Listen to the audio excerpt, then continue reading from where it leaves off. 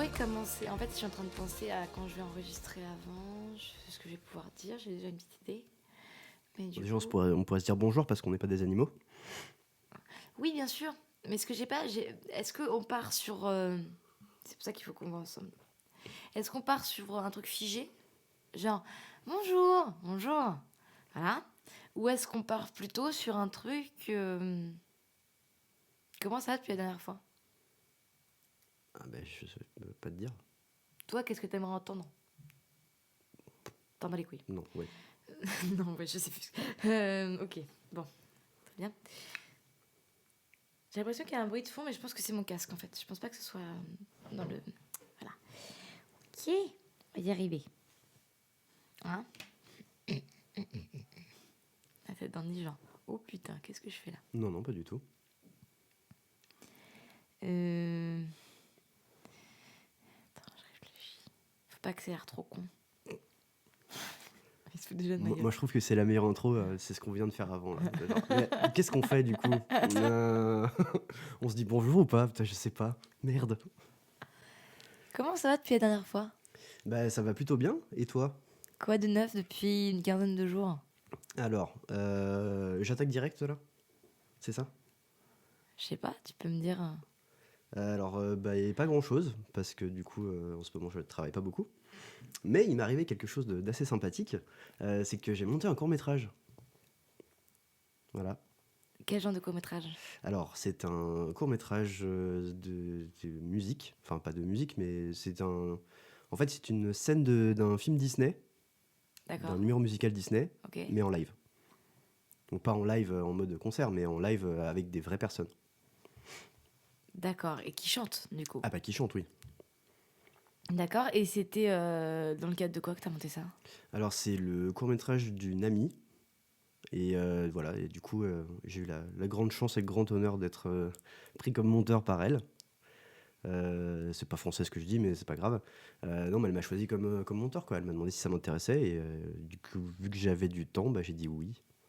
Et du coup, j'ai fait ça. Et tu regrettes? Pas du tout. Au contraire, c'était trop bien. Et tu t'attendais pas à ce que ce soit trop bien? Alors, pas du tout, parce que moi, je bosse en télévision d'habitude.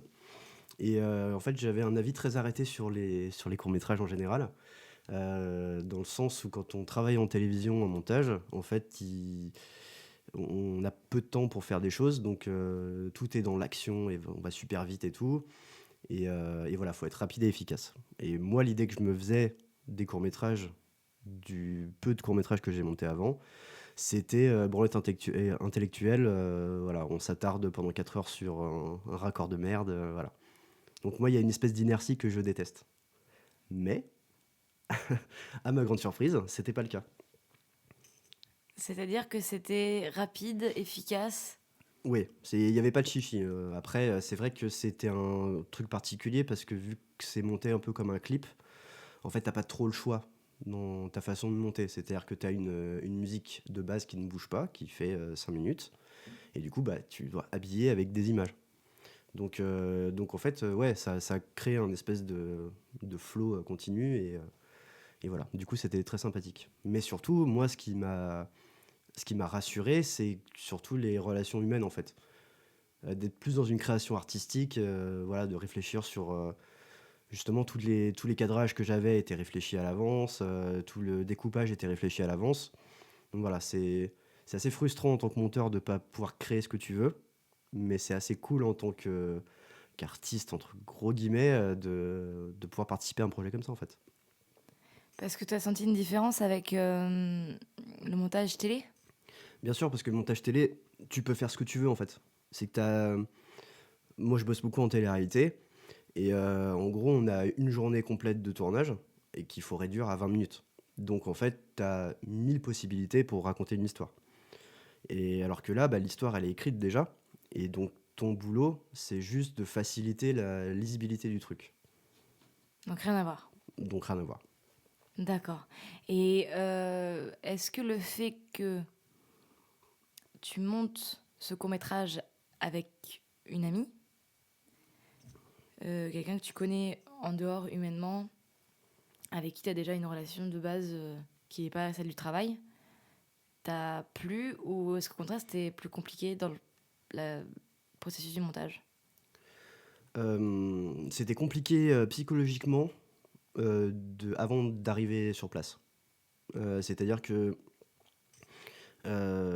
cette amie, c'est pas ma meilleure amie, quoi, mais on s'entend très bien. Et en fait, vu qu'on se connaît pas plus que ça, moi j'avais peur d'arriver de la télévision et de pas arriver à m'adapter en fait à un montage de film en fait. Et du coup voilà, j'avais cette appréhension là. Mais en fait, en arrivant sur place, j'ai rencontré des gens qui avaient elle et son mec qui est un très grand ami à moi. Je me suis rendu compte que c'était des gens avec qui tu pouvais parler et qui avaient des idées et qui justement, enfin, c'était vraiment un échange quoi. Et voilà, donc ça m'a plus plu que la télévision où bah, t'es dans ta merde quoi. Et de toute façon, t'essayes de faire le moins pire possible. D'accord. Donc, pas de regret par rapport à ça. T'as pas décliné un boulot pour ça? Non, t'as fait ce montage parce que t'avais pas de travail à ce moment-là? Ouais, Et mais j'ai décliné un boulot pour ça quand même. c'est vrai? Ouais, Pas de regret par rapport à ça? pas du tout.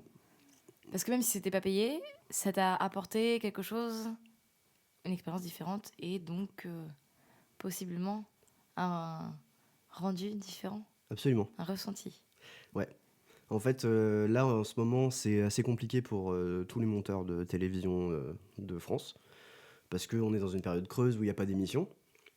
En fait, là, je travaille pas depuis 2 mois, et en fait, quand je travaille pas, j'ai tendance à péter des plombs, tu vois.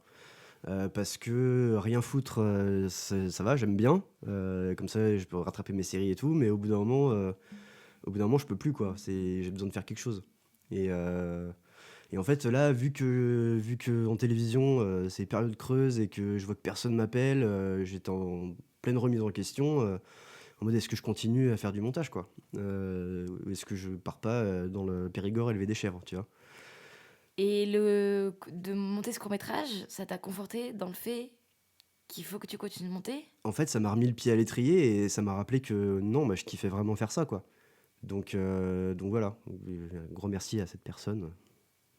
Parce que donc toi, tu as fait une école de cinéma, Oui, tu t'es spécialisé en montage, et oui, donc depuis la fin de l'école, tu oui, montes, absolument, notamment en télévision. oui, principalement en télévision. Et est-ce que tu dirais, dans le cadre donc, de ce que tu viens de dire, est-ce que tu dirais que le court-métrage que tu viens de monter, Mhm. t'as un peu donné confiance en toi? Ouais, c'est ça. Mais en fait, j'ai un souci avec ça, c'est qu'en fait, quand je travaille, tout se passe bien, et quand je travaille plus, ou quand j'arrive dans un nouveau taf, en fait, la confiance en soi, je me rends compte que c'est assez important parce que quand tu commences un nouveau taf, tu es obligé de recommencer à zéro, en fait. C'est-à-dire que tu rencontres des nouvelles personnes et c'est un milieu, la télévision, qui est quand même vachement dans le paraître et dans le hein, lui il est sympa, lui il est con, lui il est fort, lui il est pas fort, voilà, tu vois. Donc en fait, ouais, débarquer dans une nouvelle prod, c'est toujours très compliqué pour moi. Mais tu penses que c'est un problème qui vient de toi ou qui s'applique à tous les gens qui, comme toi, sont amenés à changer de lieu de travail et de milieu de travail régulièrement? Non, je pense que c'est un problème principal pour tout le monde, mais c'est vrai que moi j'ai quand même des gros manques de confiance en moi qui me font flipper en fait même avant d'arriver, quoi. Même si je sais qu'à chaque fois ça se passe bien, tu vois, parce que ouais, tu fais 3 blagues et ça passe, quoi. Mais non, enfin, ouais, ça me stresse en fait. Donc là, c'est vrai que monter le court-métrage, c'était avec des gens que j'aimais bien, mais en même temps, je me suis quand même posé la question de est-ce que je vais y arriver alors qu'il n'y avait pas de raison, quoi, que je me pose cette question. Et cette question-là, tu te la poses dans tout ce que tu fais tout le temps? Ouais, Est-ce que tu te la poses avant d'aller à une soirée, par exemple? bien sûr. Même si c'est des gens que tu connais Ah qui ouais, vont à des ouais, soirées? ouais, ouais, carrément. Non, c'est hyper, ouais, c'est hyper compliqué, Mais quoi. quel genre de questions tu te poses avant d'aller à une soirée? Mais tout n'importe quoi, genre qui va y avoir, à qui je vais pouvoir parler. Par exemple, je vais pas à des soirées où il n'y a pas au moins une personne que je connais vraiment très bien. Parce que je sais pas, ça me fait flipper, quoi. Et est-ce que tu as déjà annulé des soirées où tu devais aller, c'était prévu que tu y ailles, Mhm. parce que dernièrement, tu t'es pas senti au niveau de confiant, à l'aise. Ouais, ouais, totalement, ouais. Pas avec mes potes proches, mais avec des potes d'un cercle un peu plus élargi, où je connaissais une personne sur les 15 qui étaient là, et j'avais dit, ouais, ouais, j'y vais, y a pas de souci, je viens et tout. Et en fait, arrivé sur place, bah, panique totale et en mode, non, je pouvais pas, quoi. Ah, donc t'étais déjà sur place? Non, j'étais pas sur place, c'est le moment de partir. Ah, Et du coup, t'inventes un vieux mytho, genre, non, je pourrais pas venir parce que, voilà, ma mère est tombée dans l'escalier. Non, non, ça va pas jusque-là, mais ouais, ouais, ça m'est déjà arrivé, quoi. ah, je pensais pas que ça pouvait aussi te perturber pour le contexte social de soirée. Ah, si, si. Pourtant, quand on te connaît, t'es une des personnes qui va le plus parler aux autres, que tu connaisses ou que tu connaisses pas. Par exemple, quand je t'ai pu te présenter des gens que tu connaissais pas, tu mets facilement les gens à l'aise et tu t'intéresses facilement aux autres, tu écoutes les autres, tu fais partie des gens qui présentent bien et qui sont pas du tout sauvages dans leur coin. Ouais, mais en même temps, c'est parce que je fais parler les autres. En fait, le souci, c'est l'avant. Genre, le pendant, ça va. Et en fait, c'est l'avant qui me pose souci à chaque fois. C'est que, en gros, j'aborde une personne en me disant, moi, la personne que je suis va pas forcément l'intéresser, mais la personne qu'il est m'intéresse. Donc, bah, on va le faire parler lui. En sachant que tu t'exposes à ce que la personne te fasse parler de toi. Ouais. Mais je me rends compte, en fait, en faisant ça depuis des années, que les gens préfèrent parler d'eux que parler des autres. Et ça te gêne pas, ça? Ça te saoule pas que à force de faire parler les gens, des fois tu te dises mais putain pourquoi il ou elle me prend pas l'appareil? Non, parce que non, mais c'est aussi une façon de enfin, cataloguer les gens entre guillemets. Je vais pas, c'est pas que je les juge, mais c'est vrai que les gens qui vont avoir du répondant et qui vont s'intéresser à moi vont être des gens vers qui je vais porter plus d'intérêt que les autres.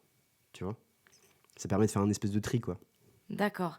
Et est-ce que t'as pas l'impression que ce problème de confiance que tu peux avoir avant d'aller au travail ou avant d'aller à une soirée, tout le monde l'a? Si, je pense, mais ouais, je pense, mais je sais pas si c'est aussi handicapant que pour moi, en fait. Ah, pour toi c'est handicapant. Alors, pas pour le travail, parce que depuis que je travaille, j'ai appris à faire le VRP de la télé, comme dirait une amie à moi. C'est-à-dire qu'en fait, t'es un commercial, quoi. Tu t'arrives et tu vends de la bonne humeur et tu vends de la décontraction, mais c'est un rôle, quoi. Moi, je suis pas comme ça dans la vie, en vrai. Et même en soirée où j'arrive et je fais ouais, bip bip, ouais, c'est un rôle que j'ai, parce que ça me permet de comment dire, relaxer, quoi. Bien sûr, mais de toute façon, à partir du moment où t'es en public, t'es jamais vraiment toi-même. Enfin, Oui, t'es forcément en représentation. oui. Mais en fait, j'ai la conscience de ça. Et en fait, je m'énerve moi-même. Tu vois ce que je veux dire? Oui, alors que les autres vont avoir conscience de ça, mais avoir tendance à l'oublier et pas. Je sais pas, peut-être qu'on est tous pareils, hein. Qu'est-ce que t'en penses, toi? Ben, moi, c'est ce moment, j'oublie le rôle que je joue. C'est-à-dire Ouais. que je suis comme je suis, je fais pas gaffe à. Au moment où je parle aux gens, dans le cadre du travail ou dans le cadre d'une soirée, je. Je pose pas de questions, c'est l'après. C'est après que je me dis qui j'ai été ce soir-là, qui j'ai Ah. été aujourd'hui. Et pourquoi j'ai dit ça à cette personne et pourquoi j'ai pas été dans ce sens-là et pourquoi j'ai fait ce sourire hypocrite au chef que je vais pas blairer et pourquoi. Mais sur le moment, je me pose pas la question en fait. Et avant? Jamais. D'accord. Donc toi, tu refais le match, en fait. Ouais, moi avant, ça va plus être. Si par exemple, je dois. Mais ça, c'est un problème que je pense que tout le monde a. Je dois appeler quelqu'un ou Ouais, appeler chez le coiffeur. ouais, Ou là, mais c'est pas de la timidité, c'est vraiment du problème de. Et je balbutie en fait. Je dis des mots de merde, je sais pas m'exprimer, je perds tous mes moyens. Ça va un petit peu mieux depuis que je dois m'exprimer derrière un micro pour gagner ma croûte. mhm, Mais si je m'enlève le micro, en fait, ça me met moins à l'aise, ouais. presque. Et quand je dois parler à des gens que je connais pas, ça va un peu mieux avec les années parce que au fur et à mesure des années, je prends confiance en moi, je prends confiance en qui je suis. Et du coup, j'ai moins de mal à aborder quelqu'un dans la rue que je connais pas ou à demander des renseignements. Hmm. Mais là aussi, je suis en représentation. Oui. C'est-à-dire que je vais pas être moi. Oui. C'est-à-dire que je vais me mettre dans la peau de la personne qui est cool et qui demande des renseignements dans une Mhm. librairie ou voilà.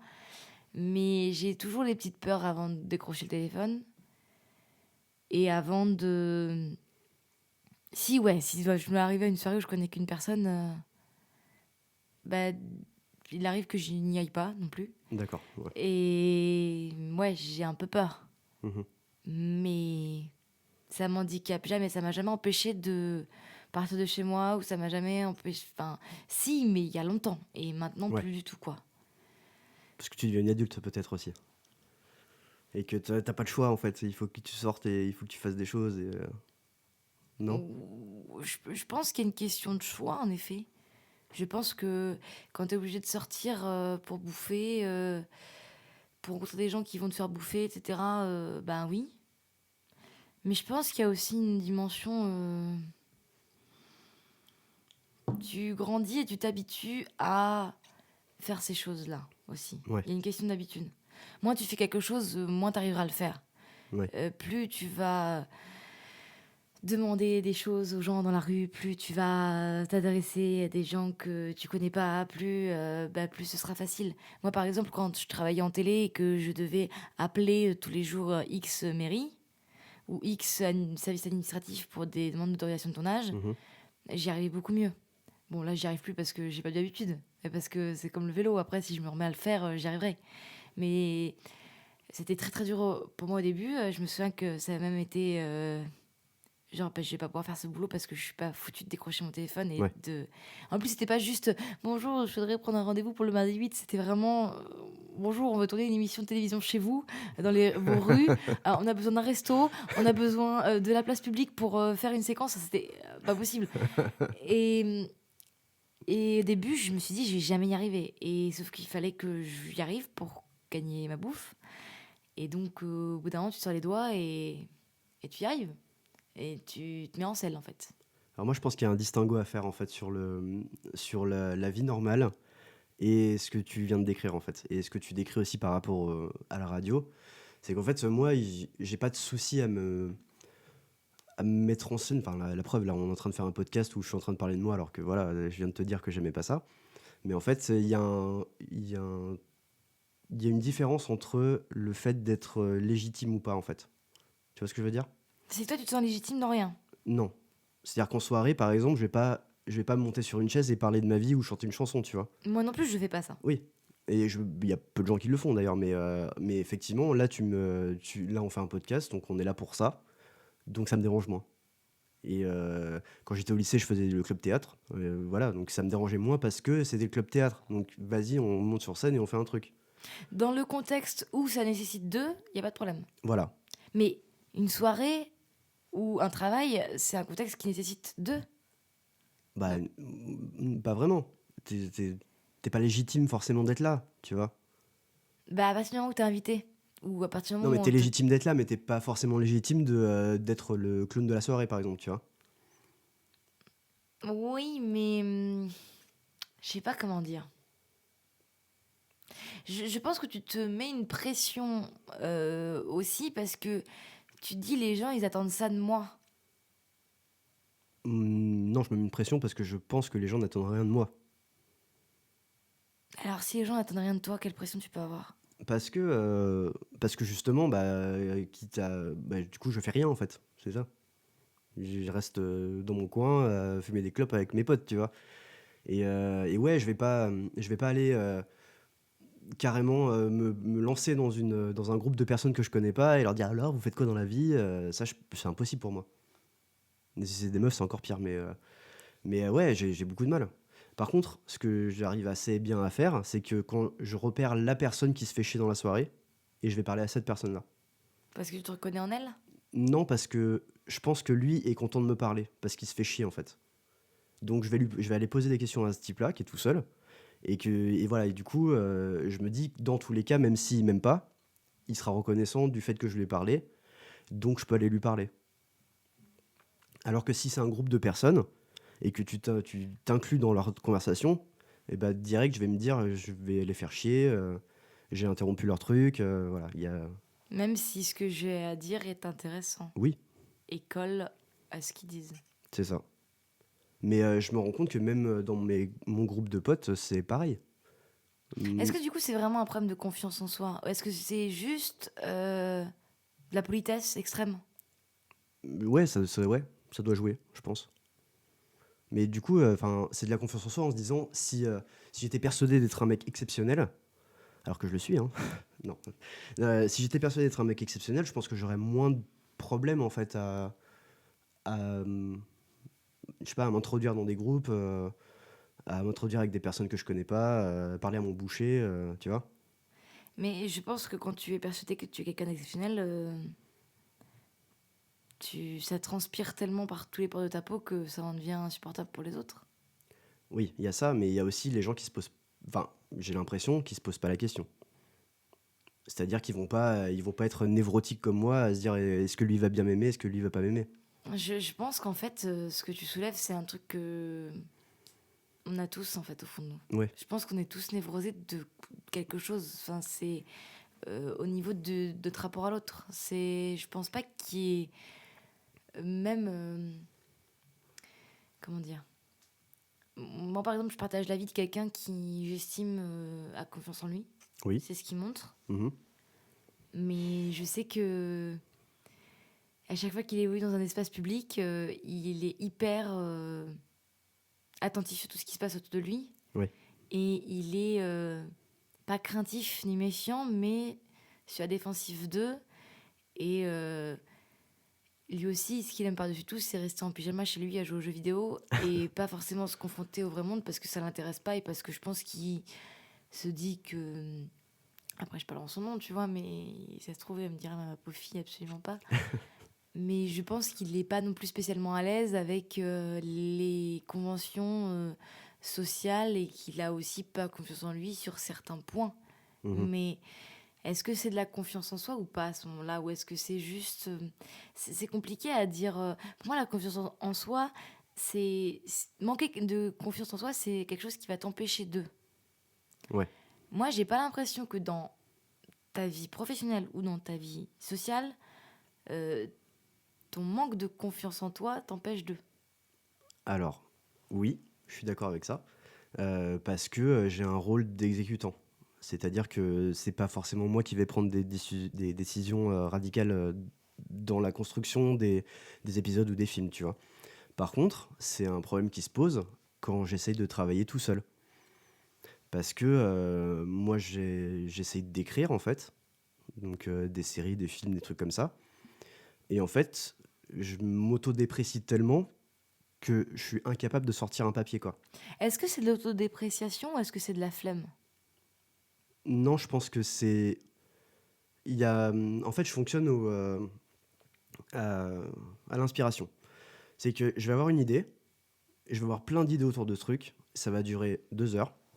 Pendant 2 heures, je vais écrire un milieu, enfin un début, un milieu et une fin à peu près approximative. Et après, en fait, je vais le laisser, parce que l'inspiration est passée. Et quand je vais le reprendre, je vais me dire, c'est de la daube. Et qui va vouloir lire ça? Qui va vouloir faire ça? Et en fait, bah, poubelle, quoi. Donc tu retravailles jamais ce que tu écris? Non, jamais. Jamais. Non. Et est-ce que tu as déjà travaillé avec quelqu'un? Oui. Est-ce que ça s'est mieux passé? Oui, parce que travailler avec quelqu'un te booste, en fait. T'es obligé de travailler, en fait. T'es obligé de continuer. Alors que moi, si je suis tout seul face à moi-même, je me dis, bah, t'es une merde, mon pauvre vieux, et poubelle. Alors que si t'es avec quelqu'un, bah, forcément, tu vas te dire, si j'abandonne, bah, je le fous dans la merde, donc voilà. Mais est-ce que ça te rend malheureux quand tu laisses tomber une idée? Parce que tu te dis que quand tu laisses tomber une idée, tu te dis que juste que c'est parce qu'elle en vaut pas le coup ou parce que c'est plus simple de la laisser tomber? Ouais, il y a un peu de ça aussi. C'est plus simple de Parce que laisser c'est plus tomber. simple d'être en caleçon et de regarder des stand-up toute la journée. C'est ça, voilà.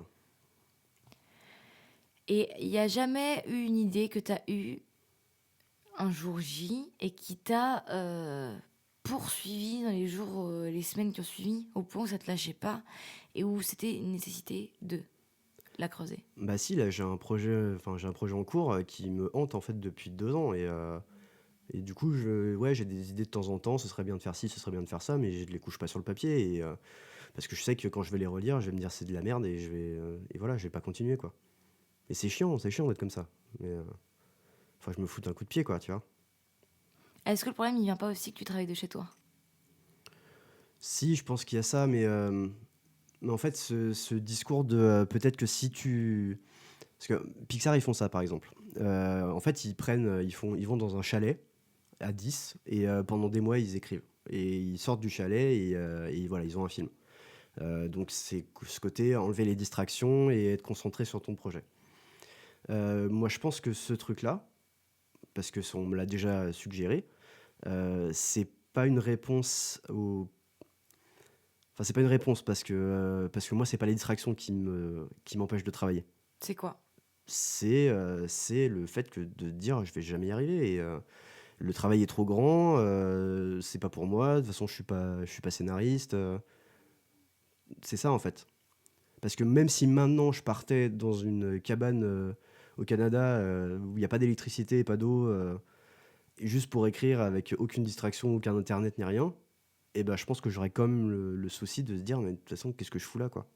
Pourquoi je m'impose ça alors que de toute façon j'y arriverai pas? Donc, est-ce que tu as déjà entrevu une solution à ce problème de j'y arriverai pas? Non. Non, je pense que c'est la solution, c'est se faire violence. C'est de dire, bah ouais, peut-être que ce que tu vas faire, tu vas bosser 2 ans dessus et ça va être de la daube, mais au moins tu auras fini un truc dans ta vie, quoi. Parce que moi, j'ai jamais rien fini dans ma vie, dans tout ce que j'ai écrit. Et ça, c'est une frustration qui est énorme. Bah oui, quand même. Parce que du coup, tu te dis, et la frustration est encore pire quand tu vois des trucs que tu as écrits qui sont faits, en fait. Genre, quand tu vois à la télé une idée que toi, tu avais eue il y a genre 2 ans, bah ça te frustre, en fait. Ça te frustre et ça te donne aussi un peu. Il y a quand même un petit côté, bah, ce truc-là, en fait, il aurait marché peut-être si je l'avais fait. Parce Et ça, que ça suffit pas à te booster. non.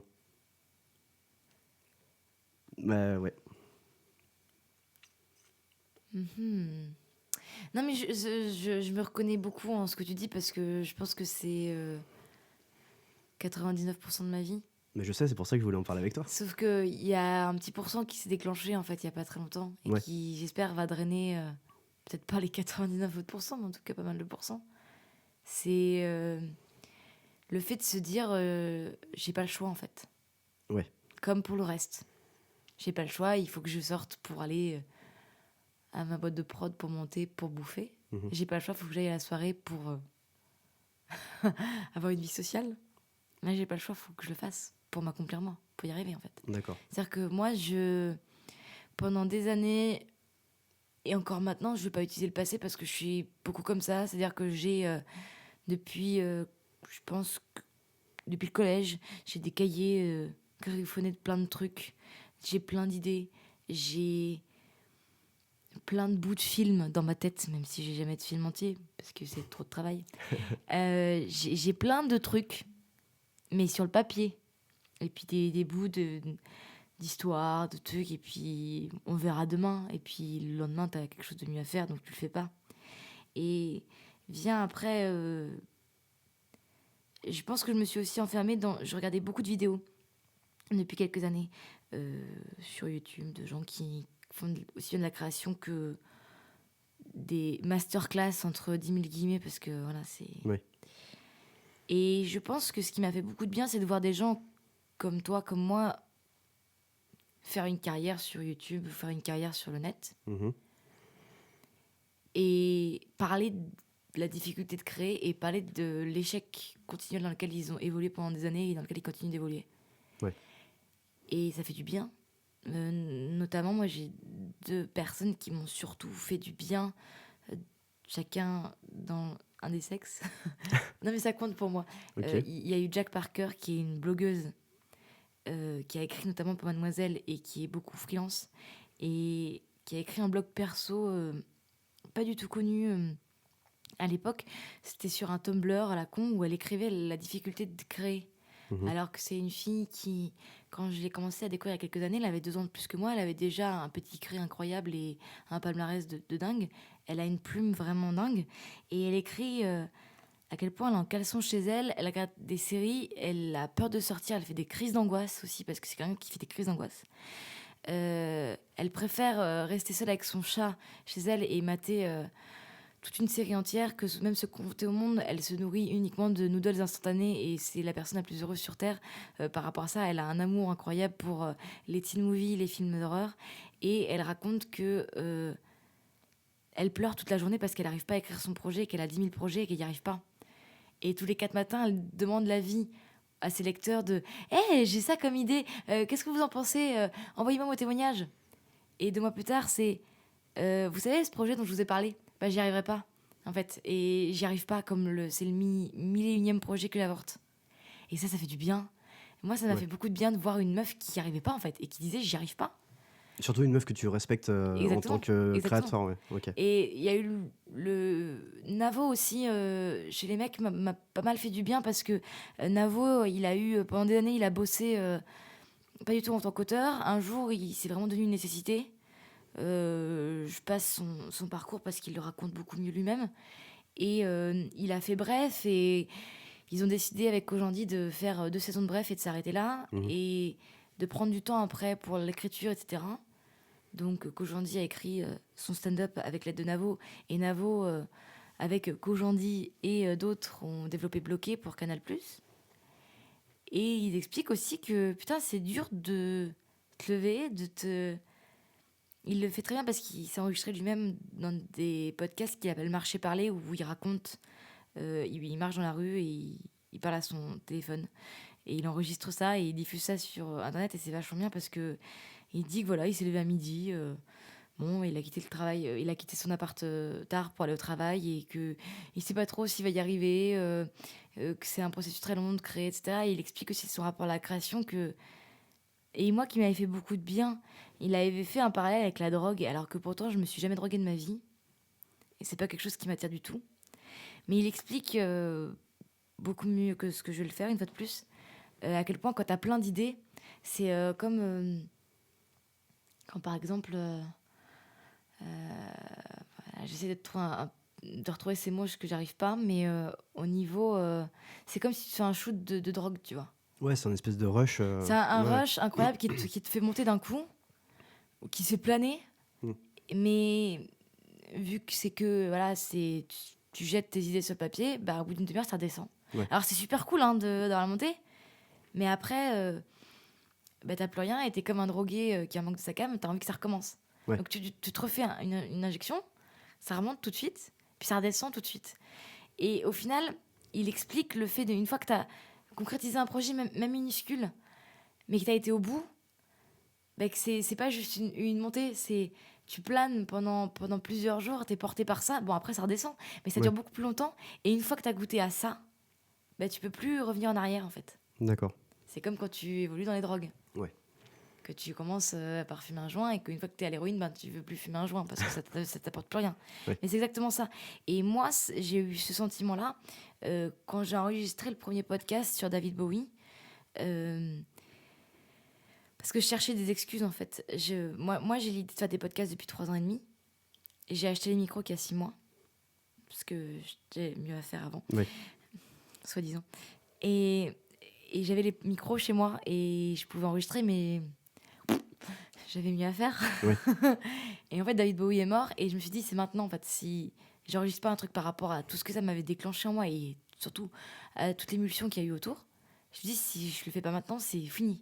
Mm. Et donc, ça m'a hantée pendant 4 jours parce que David Bowie est mort un lundi et moi, j'ai enregistré le podcast une semaine plus tard. Donc, il m'a fallu 7 jours où pendant 7 jours, j'ai trouvé toutes les excuses du monde pour pas le faire. Mais c'était devenu... C'est-à-dire que je me suis mis tellement à l'idée profonde dans la tête que je pouvais plus dormir sans y penser. Et que quand je me suis levée pendant 7 jours, s'il m'était jamais arrivé de ma vie, il fallait que je fasse ça, en fait. Et c'est devenu dingue parce que quand je l'ai fait, ça a été hyper compliqué de le faire, d'enregistrer, de monter. Ça a été très compliqué au niveau du montage. Et une fois que c'est sorti, bah, justement, j'avais cette grande dose de drogue qui a duré pendant je pense, 48 heures, ce qui m'avait jamais duré ça. Mm. Et ce qui m'a fait tellement bien, parce qu'aussi j'ai eu la chance d'être bien entourée avec des gens qui m'ont encouragée et qui m'ont dit c'est bien, continue. Il y a plein de trucs qui vont pas, mais c'est bien, continue. Et donc c'est devenu une nécessité en fait. Et maintenant, c'est vrai que quand j'enregistre pas pendant une semaine, je suis mal, je suis pas Ouais. bien. Mais j'ai pas envie d'enregistrer à tort et à travers, donc j'enregistre pas toute la journée, tu vois, parce que ça sert à rien. Mais Ça a ouvert la boîte de Pandore, quoi. Ça te... Ouais, exactement. ok, Et c'est d'accord. que maintenant, quand je me lève le matin, je pense à ça. Ok. Et ça devient. Je sais pas si je vais faire ça toute ma vie, je sais pas si ce que je fais est intéressant ou important, mais ça devient une nécessité vitale, comme de bouffer, comme de. Il faut que j'enregistre. Alors, d'un regard extérieur, je suis totalement d'accord avec toi, parce qu'en fait, j'ai clairement vu l'évolution, où en fait, au début, t'étais plus en mode ah bah ce serait bien que je fasse ci, ce serait bien que je fasse ça, mais je suis pas sûr, mais je suis pas sûr, machin. Et en fait, là, on s'est revu là récemment, et en fait, j'avais l'impression que c'était pas genre je vais faire ci, mais je suis pas sûr, c'est plus je vais faire ça. Ah, puis il y a ça aussi, ah, puis il y a ça aussi, tu vois. En fait, j'ai l'impression que tu te crées une espèce de timeline de trucs à faire et qu'en fait, tu es constamment en recherche d'idées et que ouais, si tu pouvais faire un podcast par jour, enfin, j'imagine que tu le ferais, quoi. Si tu avais les idées pour le faire. Oui, mais c'est sûr que tu me- Après, au J'ai niveau. l'impression que tu as gagné en confiance, en fait, c'est ça que je veux dire. C'est qu'une fois que maintenant c'est fait, Oui, le oui, pas ça c'est sûr. est sauté. C'est-à-dire que la création, c'est pas forcément mis en route automatiquement. Mm. C'est-à-dire que c'est pas parce que je vais mettre. Après, il y a différents types de création. Il y a des gens, ils se mettent devant une feuille et ils s'obligent à la noircir. Ouais. Alors qu'il y a des gens, Navo d'ailleurs, je croyais comme ça vient quand ça vient. C'est ma création, je la laisse tranquille, je vis avec et je lui laisse le temps pour s'exprimer, pour à la cool. Et quand elle a envie de s'exprimer, je l'écoute et je note. Il y a, il y a deux grandes écoles par rapport à ça. Mm. Moi, je sais toujours pas de quel côté je suis. Mais donc la création est pas pour autant, comment dire, c'est pas parce que j'ai commencé que ça vient Ouais. facilement et Mhm. automatiquement et mieux surtout. Ouais. Mais je sais pas si c'est de la. Je pense que le problème c'est que la confiance en soi c'est quelque chose. C'est un terme tellement galvaudé qui veut plus rien dire et qu'on l'a tellement utilisé à travers aussi bien négatif qu'en positif qu'on sait plus trop à quoi ça rapporte. Est-ce que j'ai gagné en confiance en moi? Je pense que c'est un peu trop tôt pour le dire parce que ça fait pas assez longtemps. Mais c'est sûr que je suis plus dans la même optique. Ok. C'est-à-dire que je me lève pas en me disant j'aimerais bien faire ça. Et je me dis il faudrait que je fasse ça. Donc ça reste du conditionnel, mais ça devient une envie plus pressante. C'est plus un souhait, c'est Ok. un désir. Ouais. Et je pense qu'il y a une étape qui est franchie là-dessus. Après, au niveau de la confiance en soi, en fait, je pense qu'à partir du moment, à partir du moment où tu penses plus à ta confiance en toi, c'est que tu as confiance en toi. En fait, je pense. Non, Oh, mais, c'est beau ce que tu dis, non, putain. mais je pense qu'à partir du moment où tu te dis est-ce que je crois en moi, est-ce que j'ai confiance en moi, etc., c'est que tu l'as pas. Tu l'as pas, clairement pas. Ouais. Alors que, oui, pour répondre à ce que tu disais, ça fait un bout de temps que je me suis pas regardé le nombril. C'est-à-dire. Que je me suis pas regardée nue dans une glace en me disant oh, je suis moche, oh, ça va pas, oh, je suis qu'une merde. Et ça fait longtemps. Mm. Alors, longtemps chez moi, ça veut dire un mois. D'accord. Ouh. Que je me suis pas mis en position fœtus dans mon lit, en train de pleurer, en train de dire je suis qu'une merde et il faut que je crève. Et tu penses que c'est la réalisation de tes projets qui t'a ramené à cet état ou tu te sens mieux dans tes baskets depuis que tu as commencé les podcasts ou pas forcément? Oui, mais pas que. D'accord. Mais je pense que. Alors, c'est dans le processus du passage à l'âge adulte aussi, hein, je pense que je suis en train de vivre une époque, je pense depuis bientôt 1 an et demi, qui est beaucoup trop riche en beaucoup trop de choses Ouais. et qui me font réfléchir et grandir et avancer très vite sur plein de choses. Ouais. Et vu que je suis pas forcément quelqu'un qui me pose beaucoup de questions avant, mais moi c'est toujours pendant et après, là il y a un tel tourbillon de choses que j'ai même pas eu le temps pendant de me poser des questions et que j'ai que eu le temps de refaire le match comme tu dis. Mhm. et que j'avais même pas le temps de refaire le match, qu'il y avait déjà quelque chose d'autre qui me prenait l'esprit et qui me faisait avancer dans un truc, en fait. Ok. Mais je pense que c'est pas juste moi qui me suis mis dans ce tourbillon-là, c'est la vie. C'est beau, mais c'est la Putain, vie. c'est trop beau. Non, mais c'est parce que, Oui, c'est un enchaînement d'opportunités. voilà, Ouais. de coups durs comme de coups bien, Mm. de choses positives comme de choses négatives, qui font que d'un seul coup, bah, ouais, tu sors de cet état qu'on peut peut-être parler d'adolescent, où c'est ton toi et ton toi-même et ton toi tout nu devant une glace, toi qui te confrontes au regard des autres, et qu'au bout d'un moment, bah, tu chies sur le regard des autres et tu te poses plus la question d'eux, en fait. Et Ouais. c'est vrai que je fais moins attention à... J'aime toujours bien m'habiller, mais je fais moins attention à comment je m'habille des pieds à la tête. Maintenant, quand je sors, j'ai pu sortir les cheveux gras et pas maquillée, ce qui pour moi était inimaginable. Je le fais pas souvent, hein. Ouais. Puis je fais un tour de quartier, je prends pas le métro. Faut pas déconner. Mais tout ça, c'est des choses que j'aurais jamais fait avant. Parce Ouais. qu'au bout d'un moment, je pense que tu t'es tellement pris par d'autres choses que ton rapport à toi-même et ton rapport aux autres, tu t'en bats les couilles, en fait. D'accord, ok. Ça passe, c'est secondaire. Hmm. Après, je sais pas. Et ça se trouve, ce que je vis en ce moment, ça va s'arrêter dans 2 mois, en fait. Et dans 2 mois, je serai de nouveau en fœtus chez moi en train de dire laissez-moi crever, je suis bonne à rien et j'y arriverai pas. Bah, Peut-être que ça va se. je pense que le rush que tu ressens en ce moment peut peut-être se dissiper, mais en même temps, vu que, enfin, ce qui est un peu l'exemple à retenir là-dedans, c'est que ces opportunités-là, elles sont pas tombées du ciel, c'est que tu te les as créées. Je veux dire, tu as fait l'effort de te dire, bah du coup, j'ai envie de faire des podcasts, du coup, bah en fait, je vais commander du matos, et du coup, bah je reçois le matos, et du coup, bah je branche le matos. Tu vois, il y a une espèce d'étape à suivre déjà en termes techniques. Et ensuite, il y avait juste à sauter dans le Mais vide. je pense que c'est nécessaire de. Pas juste pour ça, mais au quotidien de. Le terme à la mode, c'est sortir de ta zone de confort, mais Ouais, tout simplement s'obliger de faire quelque chose.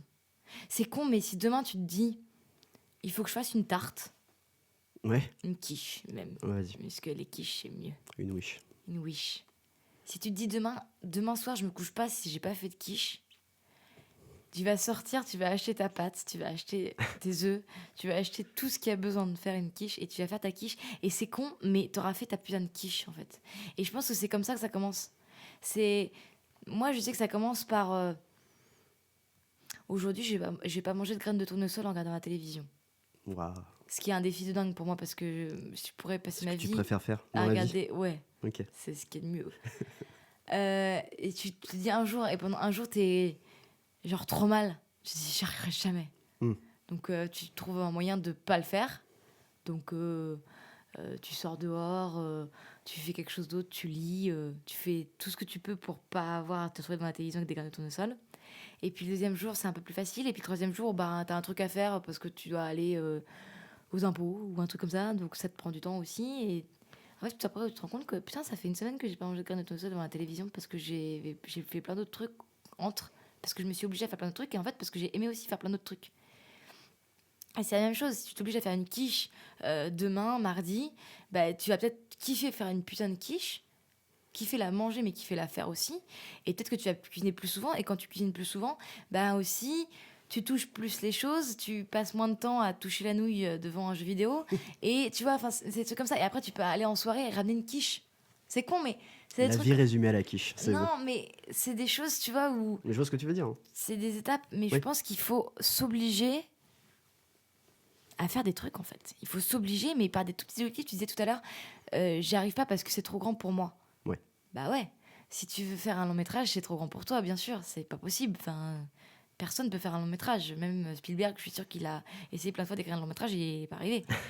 Je pense que si tu te dis juste, je vais écrire, on va dire une scène où tu vas chronométrer, tu vas te dire, je vais écrire 2 minutes en temps chronométré, d'un chant contre chant entre un mec et une nana dans un bar. Juste ça, tu vois. C'est déjà énorme.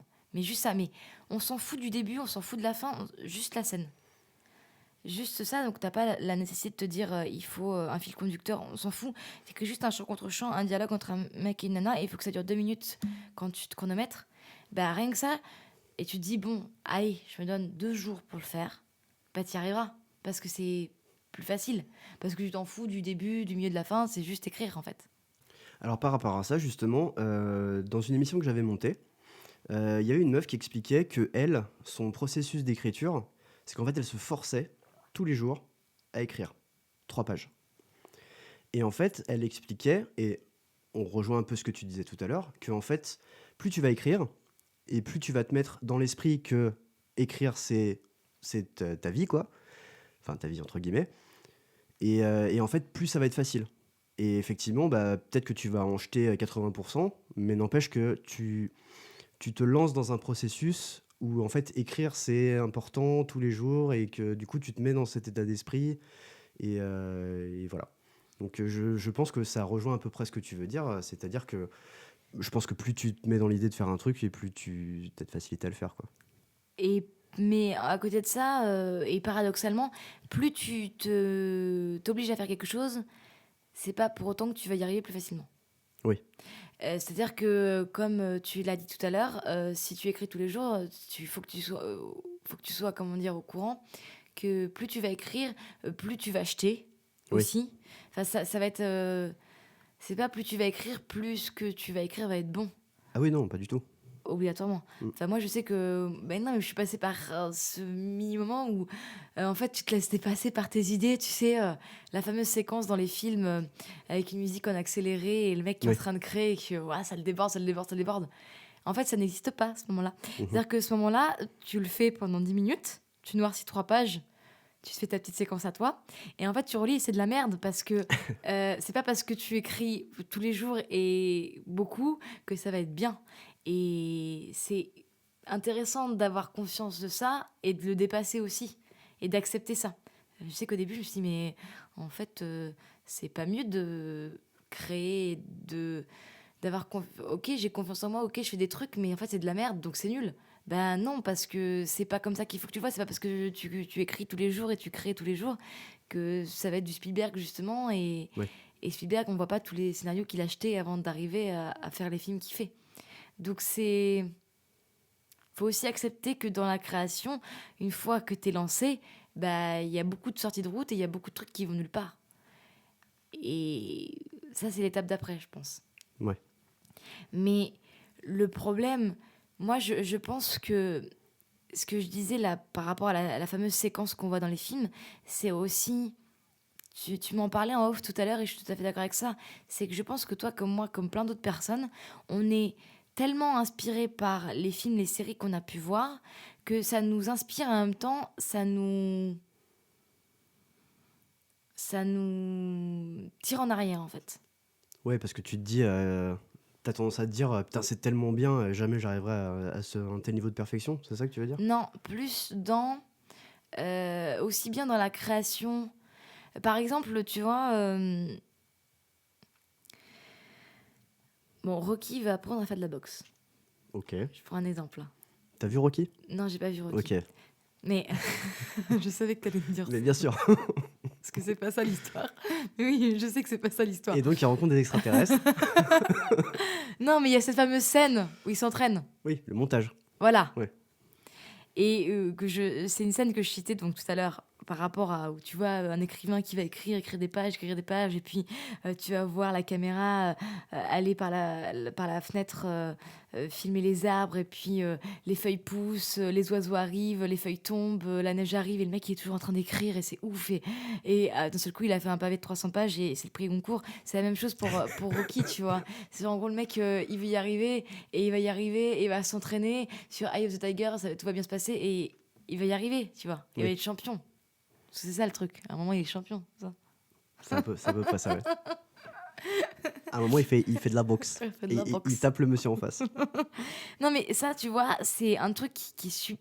Enfin, c'est des genres de séquences qui font tellement de bien et qui font tellement de mal. Et moi, je sais que ça m'a plus tiré en arrière que porté. D'accord. Parce que moi, je croyais que la vie, c'était comme dans Rocky, tu vois. C'est que quand tu voulais te mettre à la boxe, eh ben, tu t'entraînais et tu mettais Eye of the Tiger. Et puis pendant 3 jours, tu faisais des pompes et tu faisais comme ça dehors et t'étais boxeur. Et c'est pas ça, en fait, la vie, parce que c'est pas un film. Bah Sauf si, que, la vie c'est ça. C'est juste qu'en fait, ce que tu te dis que cette séquence qui dure 2 minutes, en fait, en vrai, elle dure des années. oui, mais ton Alors, esprit, vu qu'il voit une séquence de 2 minutes, bon, il sait que ça ne dure pas 2 minutes, mais il se doute pas du temps qui passe. Et surtout parce qu'on voit pas dans ces montages-là la vie quotidienne à côté. T'as l'impression que Rocky, il fait que ça du matin au soir. Mais à part un acteur qui s'entraîne pour un rôle et qui va vraiment faire que ça du matin au soir, même un sportif, ça va être compliqué. Ou alors il a vraiment pas de vie privée, pas de famille, rien du tout. Il va vraiment faire que ça. Ok, il a peut-être gagné la médaille d'or au JO, mais ça va être sur un temps. Comment dire, ça va être un sacrifice sur quelques années. Mais d'ailleurs, les grands sportifs sont des gens qui prennent leur retraite tôt parce que tu peux pas oui. faire ça pendant 40 ans, en fait, parce que ton esprit, il pète un câble. Mhm. Et je pense que moi, ce qui a pu me faire du mal, c'est que même si je savais que la séquence dans la vraie vie, elle ne dure pas 2 minutes, je pensais pas qu'elle serait si longue et douloureuse, en fait. D'accord. Sachant que tu prends pas de pains dans la tête, toi. Non, en plus, tu vois.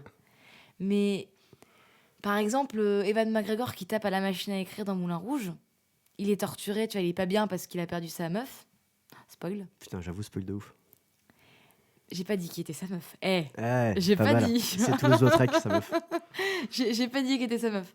Et il est rongé par le chagrin, il se met derrière sa machine à écrire et il écrit et Il c'est- chante en même temps, et et c'est c'est trop dingue, tu beau, vois. et c'est Baz Luhrmann. Voilà, et c'est Evan McGregor surtout. Ouais. Mais c'est pas ça la vie, Non, tu vois. oui. Déjà, écrire sur une machine à écrire, c'est chiant. T'as essayé? C'est horrible. Ok.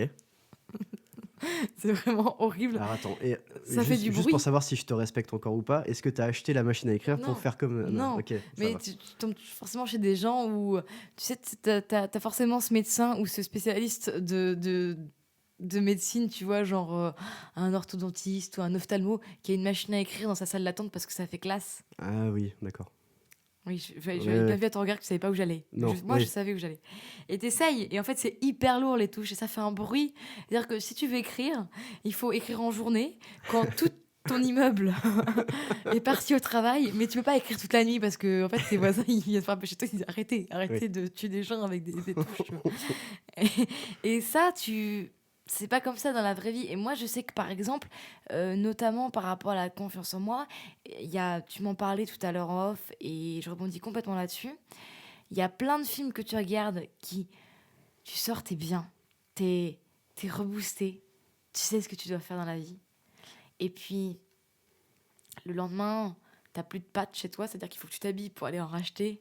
Et la première confrontation, et tu fais pas, donc du coup, tu manges pas et tu restes chez toi. Et toutes tes bonnes intentions que tu as vues, que tu avais en sortant du film, elles sont toutes envolées en fait. C'est ça. Et moi, je sais que moi, ça m'a presque plus porté préjudice, ces films, ces séries, que ça m'a porté. D'accord. Ouais, parce que ça te porte pendant 10 minutes, et après, la cruelle réalisation dure plus longtemps, quoi. Ça dure une semaine, genre, je suis qu'une merde. Bah, c'est surtout que le problème de la confiance en soi, c'est que dans les films, tu regardes Garden State, tu sors de Garden State, t'as forcément envie de retourner chez toi, déjà dans ta ville d'enfance, ce qui est Ouais. pas de nez, parce que t'es persuadé que tu vas croiser Nathalie Portman et que tu vas l'emmener dans ton sidecar et que tu vas aller crier avec elle au-dessus d'un chantier creusé par des pelleteuses et que tu vas l'embrasser sous la pluie avec un sac poubelle. Mhm. Bon, t'es persuadé que c'est possible ça parce que ça te semble possible parce qu'en soi il n'y a pas d'effets spéciaux, il n'y a pas de science-fiction, c'est très réaliste tout ça. Oui. C'est tellement réaliste que t'as un chien qui veut lécher les couilles de l'autre chien dans la salle d'attente, tu vois. Donc c'est des détails comme ça qui te ramènent beaucoup dans une réalité. Mhm. Sauf que c'est pas la réalité, parce que dans la réalité, il n'y a pas Nathalie Portman qui rentre dans ton sidecar. Et du coup, t'es bien en sortant de Garden State. En plus, t'as la BO qui est formidable, donc tu marches au ralenti dans la rue, t'es trop bien. Et en fait, tu retournes chez tes parents et t'as pas ton flirt de jeunesse qui t'attend, t'as pas de sidecar, t'as pas un chantier creusé par des moissonneuses, t'as pas tout ça en fait. Et t'as juste rien à faire parce que t'es chez tes parents et que tu te fais chier. Et moi, j'en ai beaucoup voulu au film. Je pense que c'est une histoire d'amour et de haine au film en fait. De me dire, ça me fait du bien, mais putain, ça me détruit parce que j'y crois en fait. Mais est-ce que c'est... Parce que toi, tu le prends de façon littérale. Mais ça peut être aussi une métaphore sur le fait de voir les petites choses de la vie dans ton quotidien, tu vois. Les petits bonheurs, ils sont là, en fait, ils sont sous ton nez. C'est ça ce que veut dire Garden State, en fait. C'est pas, bah, tu vas chez toi, tu rencontres Nathalie Portman. C'est juste que tu vas chez toi et tu rencontres un mec dans la rue. Et en fait, peut-être que c'est ton Nathalie Portman, mais Bien pas vraiment, sûr, tu vois. mais je pense qu'on a tous, par rapport à ça, on a tous le fantasme du grenier. Parce que dans un film, le grenier que tu visites chez tes grands-parents, il est plein Ah oui, de... Mais c'est pareil. Alors, donc tu vas chez tes grands-parents et tu ouvres ton grenier. Au mieux, tu trouves un jouet qui te rappelle ton enfance et qui te fait sourire. Et en effet, les petits bonheurs de la vie. Mais tu trouves jamais le... la carte au trésor de Willy Le Borgne. soit la carte au trésor, soit le Jumanji, tu vois. Tu le trouves pas, en fait. Non, mais ça n'existe pas. Et Non, moi, pendant des longues années, j'ai cherché et encore à l'heure actuelle, je cherche encore des choses comme ça. mais il est où ce putain de Jumanji? Non, mais dire que je cherche des trucs, je suis toujours à l'affût de une porte secrète, une cache comme dans Amélie Poulain quand elle fait tomber le truc de parfum, le bouchon de parfum et qu'elle découvre une cache dans le mur. Mais ça, c'est le rêve de tout enfant. Et moi, dès que je suis dans un appartement, je regarde s'il n'y a pas des fausses portes, des trucs que tu peux ouvrir. En fait, je sais pas, encore envie. Et je pense toute ma vie, j'aurais envie de tomber sur un truc, tu vois. Putain, tu dois kiffer les escape rooms. Non, mais c'est ça c'est... Et je pense qu'en soi, pour des gens peut-être comme toi et moi, après, je me mets dans le panier, je n'y mets pas automatiquement, mais les films m'ont porté beaucoup de tort, en fait, D'accord. au niveau de la confiance en soi. Ah ouais. Ouais. Parce que tu crois pendant 10 minutes et après, tu déchantes pendant un an, quoi. Ouais, je suis d'accord avec ça. Mais au final, ce qu'il faut en retenir, c'est plus l'impulsion. Et pas je vais vivre exactement la même chose. Toi, par exemple, tu m'as parlé tout à l'heure de une série et d'un film qui t'avait beaucoup inspiré ces derniers temps, Ouais. à savoir Sons of Anarchy et The Voices Mhm. de Marjane Satrapi. En quoi cette série et ces films t'ont plu? En quoi ça t'inspire? Et en quoi, surtout, ça ne te fait pas reproduire le schéma que je viens de décrire, à savoir se complaire dans quelque chose, mais s'accomplir vraiment? Parce qu'en fait, moi, ce qui me plaît là-dedans, c'est pas que je me projette dans cet univers. Heureusement, parce que dans The Voices, pour pouvoir, sans vraiment spoiler, Ryan Reynolds, c'est un serial killer. Quand je sors de là, j'ai pas envie d'être un serial killer, tu vois. Sons of Anarchy, c'est que des gangsters. J'ai pas envie d'être un gangster. C'est juste en fait que quand je vois un film comme The Voices, que je trouve que, à la limite de la perfection, dans ce que ça raconte, dans le ton que ça apporte, dans l'univers visuel, qu'en fait, je me dis, mais en fait, le scénar est tellement simple, et ce serait tellement simple de faire un truc comme ça. Il n'y a pas vraiment d'effets spéciaux, ou c'est des effets normaux, beaucoup. Et putain, elle le fait avec talent, et ouais, je me dis, pourquoi pas moi, quoi. C'est en ça, en fait. C'est plus au niveau de la création que ça m'inspire, plutôt qu'au niveau de ma vie personnelle. Donc ça te donne pas confiance en toi au niveau de ton toi personnel, mais ça te donne confiance en toi au niveau de ce que tu es capable de faire avec ton côté créatif. Ouais, c'est ça. Sans me dire que je vais arriver à un tel niveau, mais en te disant que c'est abordable. Peut-être que je peux le toucher du bout du doigt, une telle perfection, si j'essaye de voir justement comment sont construites les choses. Et en aucun cas, quand par exemple tu finis de regarder The Voices, je prends l'exemple d'un film parce que c'est plus facile à, à limiter dans le temps qu'une série. Oui, bien sûr. Quand tu as fini de regarder The Voices, tu planes, donc ça t'a rendu super bien parce que tu as aimé le film et parce que tu penses que c'est à ta portée. Pourquoi ne pas te créer une espèce, pas d'échéancier, mais de plan de travail pour t'approcher de ce résultat que tu viens de voir en fait? Sans réécrire le même film, mais profiter de l'impulsion que se te donne le film Oui, pour faire un planning et t'y tenir. c'est l'envie créatrice que ça propose. Enfin, c'est ça que tu veux dire. Ouais, De rester dans le rush de cette vision et hmm. de me mettre à taffer direct. Je sais pas. Tu fais quoi après un film comme The Voices? Bah, j'y pense. Et je suis content parce que j'ai vu un bon film. Et après, Après, c'est tout. la nuit arrive. Ouais, et puis le lendemain, tu passes à autre chose et tu regardes un autre film. Tu regardes Crimson Peak comme hier et en fait, tu te dis c'est de la merde. Et je veux plus jamais voir un film de ma vie. Et ça donne pas envie justement d'écrire doublement parce que t'as pas envie de continuer à voir des films de merde et que t'as envie de participer parce que tu sais que tu peux peut-être t'accoucher un truc mieux. Non, parce que c'est quand je regarde un film et l'effet que ça me fait, c'est pas de la quantification dans le bon ou le mauvais, tu vois. L'effet que me fait un film émotionnellement. Et en fait, ça se traduit pas par oh bah putain, vas-y, je prends un crayon et j'écris aussi. Voilà, c'est juste que je me sens bien. Et du coup, par rapport à The Voices, outre le côté j'aime beaucoup la construction, etc., je me retrouve assez dans le personnage de Ryan Reynolds. Parce que, en fait, sans vouloir, enfin, sans trop spoiler le film, c'est un espèce de taré qui, en fait, projette sa propre vision du monde sur les autres.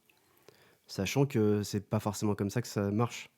Mais moi, je suis un peu comme ça, en fait. C'est que, moi, je te raconte une anecdote. J'étais à une soirée récemment où j'ai rencontré une jeune demoiselle qui me plaisait beaucoup. Le truc, c'est qu'en fait, je la trouvais très jolie et super cool, tu vois. Genre, petite meuf tatouée, etc. C'est bien ma cam.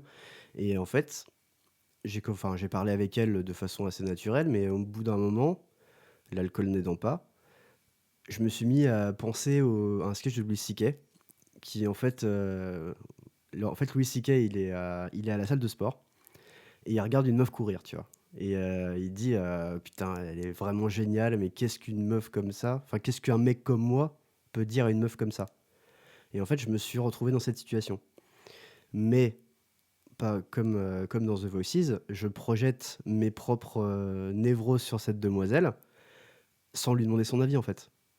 Et en fait, ça se trouve, je lui plaisais aussi. J'en sais rien.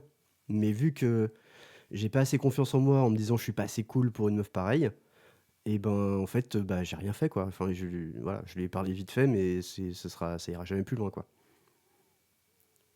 Mais quand tu dis vite fait, ça veut dire que dès que t'as pu te barrer, tu t'es barré. Ouais, c'est ça. Mais j'ai pas poussé plus loin dans la drague entre guillemets. Déjà, je sais pas draguer, enfin, je sais pas faire ça. Mais ouais, je suis pas allé Non, plus mais la loin. meilleure drague, c'est quand il n'y a pas de drague dans tous les cas. Ouais, sûrement, sûrement. Et du coup, ça m'aide parce que si je me dis que de toute façon cette meuf, elle s'en bat les couilles de moi, bah peut-être que je vais être plus naturel et peut-être que voilà, peut-être que ça va aller mieux. Mais voilà, Donc là, je t'ai dit, j'arrête pas de dire dans voilà. tous les cas, cette personne, je peux pas l'intéresser. Voilà. Donc tu te dynamites toi-même, quoi. Ouais, c'est ça. Et en fait, c'est quand tu regardes une comédie romantique, c'est beau parce que tous, voilà, ils se plaisent tous les deux la plupart du temps. Il y a quand même une attraction au départ. Après, le délire du film, c'est comment ils vont finir ensemble. C'est ah bah ils vont se plaire pour ci pour ça et en fait ça va pas marcher pour ci pour ça, voilà. Et et je sais pas où je voulais en venir avec ça, mais voilà, c'est pas fantasmé, tu vois.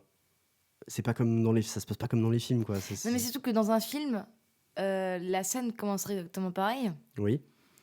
Tu irais lui parler parce que tu la trouves très jolie. Elle, Mhm. ça se trouve, comme elle s'en fout un peu, enfin, elle a pas Ouais. d'avis. Parce que Mhm. ça aussi, on le voit dans les films, hein. Oui, c'est vrai, c'est vrai, On voit pas forcément deux personnages qui sont forcément obligatoirement attirés tous les deux l'un par l'autre. c'est vrai. Mais dans un film, tu te rends compte que de toute façon, elle est trop bien pour toi, tu te barres. Et elle, à un moment, soit elle va se dire ben, pourquoi il se barre tout de suite, il était cool. Et du coup, elle va lui porter un intérêt et peut-être aller le chercher à son tour. Mhm. Soit quelque chose plus tard dans la soirée va faire qu'ils vont se retrouver de nouveau sur le balcon en train de fumer tous les deux, etc. Et que l'histoire va continuer d'une manière ou d'une autre, en fait. Ouais. Par lui ou par elle. Mhm. Ou par une tierce personne. Et c'est vrai que dans la vraie vie, tu vas pas voir ça. Non. Dans la vraie vie, tu te rends compte qu'elle est trop bien pour toi, Mhm. tu tournes les talons et t'as tourné les talons. Voilà. C'est ça le problème. Mais c'est là, tu rejoins ce que je peux penser aussi à des moments où moi, par exemple, les films, ça a pu me porter préjudice sur ma propre vision de moi-même et ce dont j'étais capable et ça a pu complètement dynamiter ma confiance en moi. Ouais. Et que toi, au final, les films et les séries que tu regardes vont, comment dire, te donner envie de quelque chose qui ne se passera jamais dans la vraie vie. Oui, c'est ça. Et est-ce que tu as déjà essayé de faire, question intéressante parce que moi je l'ai déjà fait, donc est-ce que tu as déjà essayé de tourner la réalité de façon filmique? En fait, on va dire pas de façon filmique, mais de transformer une réalité qui est pas belle, qui est pas moche, mais qui est pas belle, en un truc romantique parce que tu sors la grosse artillerie que tu as vu 1000 fois dans un film et que du coup, bah, fatalement, ça marche. Alors moi, je peux pas faire ça parce que j'ai la conscience de faire ça en fait. Tu vois ce que je veux dire? C'est que je peux pas, je peux commencer à faire ça en mode ah, ça va être une super idée. Sauf qu'en fait, en plein milieu de la réalisation de cette idée, je me dis mais putain, qu'est-ce que je suis en train de faire quoi? J'ai cette conscience du shame, tu vois, genre mon Dieu, Oui, mais je c'est suis la... dans la théâtralité la plus totale et c'est horrible, c'est dégueulasse. Bien sûr, mais c'est la même chose qui va t'empêcher de faire aboutir ton projet aussi quand tu as une idée d'écriture et que tu vas pas au bout parce que tu te rends compte au final que peut-être que ça vaut pas le coup, peut-être que c'est de la merde, peut-être que ça a déjà été fait et donc tu vas pas Oui, c'est aller ça. plus loin. Ouais, C'est la même mais chose. c'est le problème de ma vie C'est que sur le en moment général, hein, où tu fais, Oui, tu as tellement conscience de ce que tu fais. Donc, c'est-à-dire que tu es dans une espèce de mise en abîme permanente en fait. ouais, c'est ça. C'est-à-dire que tu te vois en permanence, toi qui fais quelque chose. Oui, c'est ça. Et je me juge. C'est presque, non, mais c'est presque un problème presque schizophrénique en fait. Ouais, ouais, oui, sûrement. Bah, pour constamment se voir en train de faire quelque chose, en train de... Disons que j'ai trop de recul sur les Il n'y a choses que je jamais fais. de moment où tu oublies ça. Bah si, bah, justement, on parlait du rush de l'écriture. Euh, Quand ça m'arrive, je vais avoir une idée et d'un coup, tu as ce fameux rush que tu ressens et tu vas noircir des pages, noircir des pages. Ah, ce serait trop bien qu'il y ait ci, il y ait ça et ce personnage-là, machin, machin, machin. Et sauf qu'après, quand tu reviens dessus, là, tu as une vision plus globale, genre, ah bah ce personnage, il faudrait le construire comme ci, il faudrait il ait telle évolution. Et là, en fait, je me vois en train de faire quelque chose, enfin, ouais, je me vois en train de... D'améliorer Ouais. Et il y a plus le truc. il y a plus ce côté organique, en fait. Ça devient Authentique. voilà. Il y a ce côté travail, genre, j'essaie de faire passer tel message et de dire, mais putain, c'est ridicule, en fait. Oui, mais le problème, c'est que tu as conscience que tout ce que tu vois en permanence dans tout ce qui t'inspire au niveau film et séries, c'est que des choses qui sont travaillées, retravaillées, Bien retravaillées. sûr, bien sûr. Il n'y a absolument rien d'organique, et rien d'authentique. Mais je sais bien. Donc, vu que tu es conscient de ça, qu'est-ce qui t'empêche? C'est que tu as envie d'être le génie que tu crois être. Ouais, C'est que tu as envie d'être le génie où tu prends ton stylo et ça y est, tu as ta version 18 de ton scénario et c'est bon, on peut tourner quoi. il y a sûrement un petit côté comme ça, ouais. Donc il y a un côté, au final, j'ai pas confiance en moi, mais parce que je vaux mieux que ça. Ah, tu crois que c'est ça? Peut-être. Non, mais j'ai pas de réponse. Tu penses que j'ai la réalisation que je suis une vieille merde et que j'y arriverai jamais, c'est parce que je pense que je suis tellement un génie qu'il faudrait que j'y arrive du premier coup. Je pense. Ah Enfin, ouais. moi, en tout cas, c'est comme ça que moi, je vois les choses. Alors c'est marrant que tu dis ça parce que j'ai vu là, enfin je vois que tu as le livre de Stephen King là sur l'écriture. Je sais pas si tu l'as vu déjà. Misery? Pas du tout. Non, tu sais, Stephen King il a écrit un truc qui s'appelle Mémoire d'un auteur ou je sais pas quoi. Ah oui, oui, oui, je l'ai pas lu. Voilà. Comme à peu près, comme tout le monde, 80% de ma bibliothèque. Ok. Parce que j'achète plein de livres, mais que j'ai jamais le temps de les lire. Bon alors, je t'explique en quoi correspond le livre, que tu liras peut-être un jour. En fait, c'est à la moitié un biopic et à moitié une réflexion sur l'écriture. Hmm. Et effectivement, Stephen King, quand il parle, quand il écrit, il dit qu'il écrit le bouquin d'une traite. C'est qu'en fait, il a une idée globale de ce qu'il veut faire. Par exemple, voilà, on prend Cujo, genre, oh, bah, j'aimerais bien écrire une histoire sur un chien, une espèce de chien enragé de Satan, tu vois. Et quand il fait Carrie, oh, j'aimerais bien écrire un truc de meuf, de gamine, sorcière, machin. Et en fait, il a cette idée en tête et il se met à écrire. Et du début à la fin, il écrit un bouquin comme ça vient, voilà. Et en fait, il fait une version. Donc, à la fin, une fois qu'il est content de ce qu'il a fait, il a un livre entier. Hmm. Et en fait, après, il relit plusieurs fois et il apporte des changements, il bouge des personnages ou il supprime des trucs et en fait, son produit, il est fini, quoi. Et c'est peut-être pour ça aussi que Stephen King, il sort autant de bouquins. Mais moi, j'étais fasciné par ce truc-là parce que ça correspond à peu près à ce que j'ai envie de faire.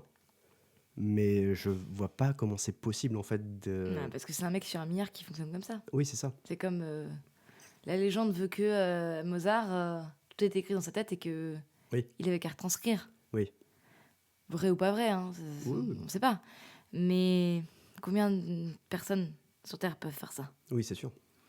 C'est des personnes que tu peux estimer touchées par la grâce ou hors norme. Mhm. J'aime pas toucher par la grâce, mais hors norme. C'est-à-dire qui sont pas dans la norme des choses, qui vont fonctionner différemment et qui vont... Alors après, est-ce que c'est du génétique ou est-ce que c'est une habitude de prise?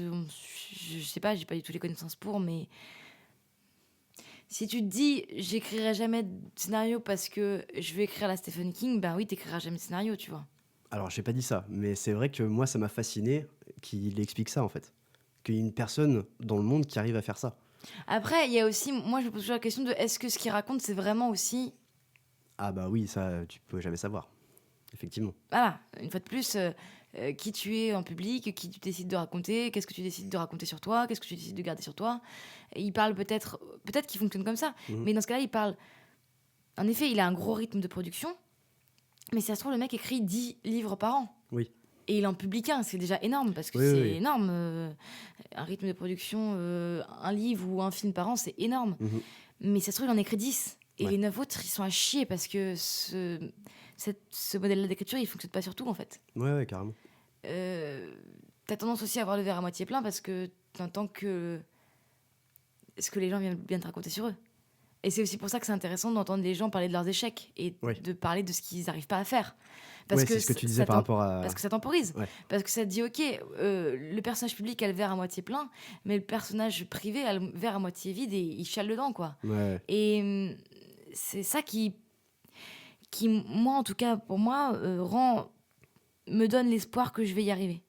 Mhm. Parce qu'avant, j'avais le même fonctionnement que toi, je pense, enfin, pas le même fonctionnement que toi, mais la même vision de moi. Ouais. C'est-à-dire que jusqu'à il y a encore pas très longtemps, et même des fois quand je m'oublie, j'ai tendance à repenser, c'est-à-dire que j'estime que je n'ai pas confiance en moi, mais que je suis quelqu'un qui est beaucoup mieux que tous les autres êtres humains. Ok. Mais ça, je ne le dis pas publiquement. Oui, oui, oui. Et je ne crois pas du tout. Mhm. Mais quand je suis seule chez moi et que les gens me cassent les couilles, ce qui arrive souvent, parce que je pense qu'on est tous pareils, Mhm. je dis que les gens ne me méritent pas, que les gens sont que des cons et que je suis quelqu'un d'extraordinaire et que je mérite de faire des choses aussi extraordinaires que la personne que je suis. C'est beau. Mais ça, c'est ton toi égoïste, ton toi justement qui a la grosse tête et ton égocentrisme démesuré en fait. Mais je pense qu'on a tous une partie de ça, mais que 99% de la population le réfrène en public parce qu'ils ont conscience que c'est ridicule et que c'est pas vrai, tu vois. En tout cas, je pense que n'importe quelle personne qui veut faire de la création a quand même un minimum d'ego de se dire les gens vont avoir envie de lire ou écouter ce que je suis en train de dire. À partir du moment où tu mets quelque chose de public, ça peut être aussi bien moi qui poste mes podcasts, que quelqu'un qui fait des colliers et qui le vend sur un marché, que quelqu'un qui expose des tableaux dans une galerie au fin fond du 16e arrondissement. À partir du moment où tu mets sur la place publique ce que tu fais, c'est que tu estimes que ça peut intéresser quelqu'un et que la personne va surtout l'apprécier. Ouais. Et il y a une forme de se mettre en scène et aimer moi. Aimer ce que je fais, aimer qui je suis, aimer ce que je mets dans ma production. Ouais. C'est pour ça qu'il y a plein de gens qui écrivent et qui gardent des choses en eux parce que tant que tu confrontes pas ta production au public, eh ben, c'est forcément bien, puisqu'il n'y a que toi qui le juge. Ouais. Et du coup, ça n'a pas besoin d'être travaillé, etc. Alors qu'à partir du moment où ça demande plus d'égocentrisme de le mettre sur la place publique, mais ça demande aussi un recul et une acceptation de la critique, une acceptation de devoir retravailler ce que tu mets. Ouais. Parce que si tu décides de vendre tes colliers au marché, c'est-à-dire que tu dis ils sont bien mes colliers.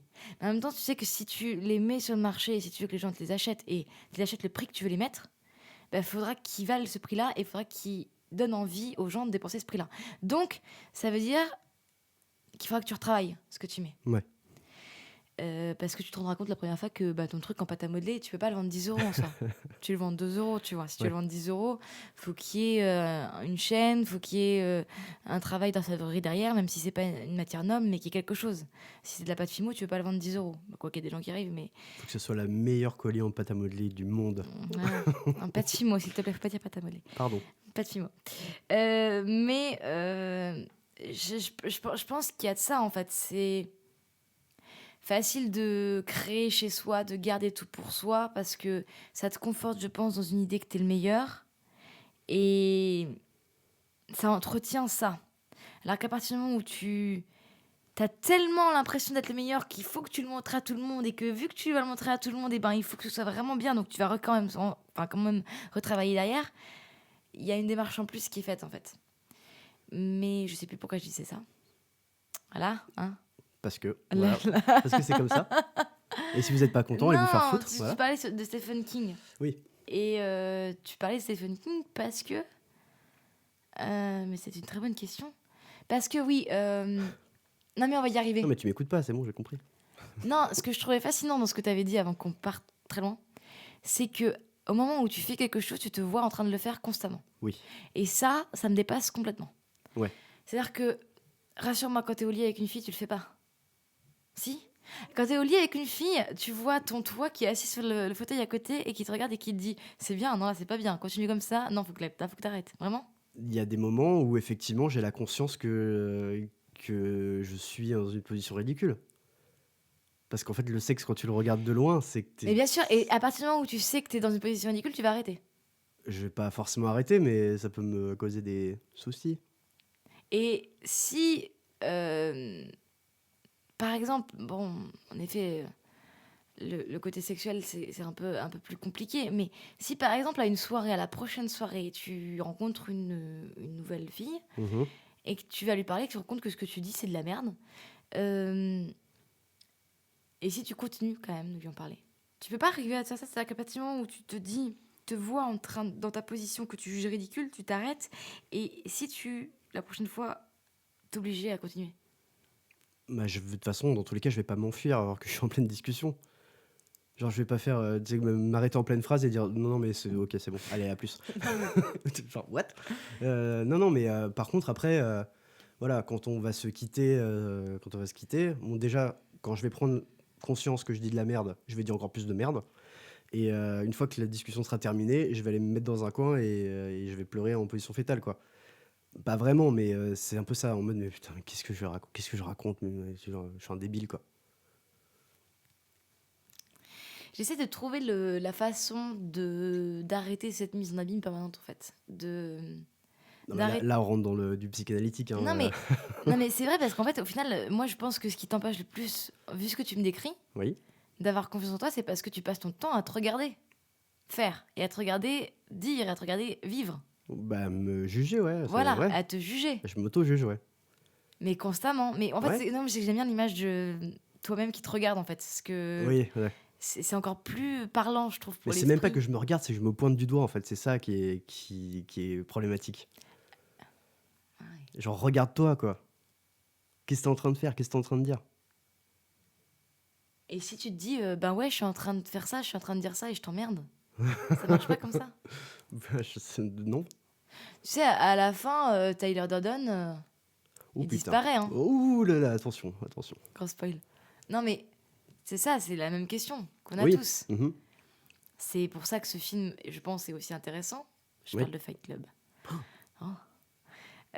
C'est que t'as le personnage lambda d'Edward Norton, qu'on est tous, genre, un peu nul, un peu banal, médiocre. Voilà. Et le fantasme de ce qu'on veut être et de ce qu'on veut montrer aux autres. Mais si toi, c'est que t'es même pas dans cette optique de... T'es même pas dans faire ton propre Tyler Durden. C'est que t'as plutôt un deuxième double qui se moque constamment de ton personnage médiocre. Ouais. Donc c'est encore pire. Ouais, c'est C'est-à-dire que chaud. c'est même pas la version améliorée du médiocre, c'est que c'est la version moqueuse du médiocre. Ouais. Donc c'est-à-dire qu'il y a aucune façon de progresser, aucune façon d'être tiré vers le haut, en fait. Bah non. À moins que le personnage médiocre, à savoir toi, arrive à soit tirer une balle dans la tête du juge qui pointe du doigt, Oui. soit à tirer ce juge-là vers le haut et à montrer ce qu'on est capable de faire tous ensemble quand on se tient la main et qu'on fait une grande farandole. Oui, oui. Bon, après, je passe pour un vieux psycho, mais c'est pas aussi imagé que ça, hein, mais non, oui, il y a toujours une part de conscience pleine de la personne que tu es. Mais c'est une conscience qui peut être biaisée aussi, tu vois. Parce que comme je te dis, mon problème, c'est pas que je me juge. Mon problème, c'est que je reporte ce jugement sur les personnes à qui je parle. Et du coup, en fait, je vais mettre des mots dans la bouche de l'autre personne. Et en fait, pour la personne qui me juge, c'est pas un petit moi qui est à part, c'est cette personne-là en face qui va Mais se... tu sais pas qui c'est la personne en face. Non, je sais, mais c'est ça le problème, c'est ce que je disais tout à l'heure. C'est qu'effectivement, tu projettes tes propres névroses sur des personnes qui ont Qui ont rien rien demandé à demandé, quoi. personne. Voilà. Peut-être que la demoiselle dont je parlais tout à l'heure, Mm. elle était très contente que je lui Bah parle. ouais. Et elle trouvait ça très intéressant ce que je disais. Mais voilà. Il y a eu un blocage à un moment et c'était terminé. Le problème, c'est comment débloquer ce blocage. Alors ça, Ouais, il n'y a pas de... psychanalyse, HP. Non, mais il n'y a pas de... Je pense que ce qui est juste intéressant, c'est que la prochaine fois que tu parles à une demoiselle, tu repenses à la conversation qu'on a eue Mhm. et tu te dis non, cette fois non. C'est-à-dire que cette fois, je lui chie à la gueule le petit moi. Pas littéralement. Non mais, Ah non, le pas la petit moi, jeune fille. d'accord, pardon. Le petit moi qui se moque de moi, Ah, oui, du d'accord. moi médiocre. Ok. Et je pense qu'il faut. C'est-à-dire que ce qui serait intéressant, Mhm. c'est de faire une troisième mise en abîme. C'est-à-dire que la prochaine fois que tu te confrontes à une situation sociale, par exemple, ou Mhm. professionnelle, Mhm. c'est que tu regardes le juge en toi qui juge le toi médiocre. D'accord. Et que cette personne-là, cette troisième personne, ce deuxième spectateur, au final, il passe sur le petit juge. Elle vient de faire un dessin pour illustrer son propos. Ouais, je viens de faire un très joli dessin. Avec des arcs de cercle. Non, mais c'est ça, en fait. C'est presque ça. C'est-à-dire que, quitte à être dans ta névrose de quelqu'un qui regarde la télé où il y a ton toit dedans, Mhm. bah fais quelqu'un qui regarde la télé. Ok. Et tu choisis d'éteindre le poste. Pour être une métaphore là, je suis perdu. Non mais ouais, ok. Mais ouais, Il n'y a, mais y a pas de solution. voilà, c'est ça. Il n'y a pas de Qu'est-ce que tu solution. veux que je te dise? C'est genre oui, t'as raison, putain, ça a changé ma Non, vie. Mais, mais bien sûr que non. effectivement, peut-être qu'essayer d'avoir conscience de cette prise de conscience, ouais, c'est déjà un premier pas Et vers est-ce que la. parfois, quand tu colles tes névroses aux autres, c'est-à-dire que Oui. quand tu décides que la petite meuf à qui tu parles, elle te trouve nulle parce que tu as décidé que tu étais nulle, Mhm. est-ce que des fois tu te dis ce qu'elle se dit elle de son côté? Bien sûr. Mais c'est ça le problème majeur. C'est que tu vois tous les doubles de chacun. Ouais. Ça va être le bordel dans ta tête. Ah ouais, c'est une catastrophe, hein. C'est-à-dire qu'à chaque fois que tu vois une personne, tu vois le double derrière. Ouais. Ouais, c'est très compliqué. Mais c'est des personnes que je connais pas. J'ai pas ce problème Ouais. vraiment avec toi ou avec mes amis proches, tu vois. Et plus je vais connaître la personne et plus on va parler, et moins je vais avoir cette névrose-là. Plus je vais avoir de facilité à lui parler. Et effectivement, pourquoi on parle tout le temps de cinéma, c'est parce que voilà, t'as ton mot à dire, c'est un débat, tu vois. Donc t'es pas forcément obligé d'être d'accord avec tout le monde. C'est un échange. Donc je vais pas avoir de problème à parler de ça. Mais après, ouais, parler en général, c'est plus compliqué, quoi. Si vous avez une réponse ou un conseil pour Andy. Twitter, hashtag perdu. Non, là, on va tomber sur tout et n'importe quoi, je pense. Non, non mais c'est vrai que c'est... Je serais intéressée de savoir s'il y a d'autres gens, dans les peu de personnes qui vont nous écouter, qui surtout auront écouté jusqu'ici. Je pense qu'ils sont 2. Mhm. Je serais intéressée de savoir si dans ces 2 personnes, il y en a au moins une qui comprend ce que tu vis Mhm. et qui peut-être vit la même chose. Hashtag schizophrène. Non, mais c'est intéressant parce que ça va encore plus loin que moi, mon propre problème de confiance en moi.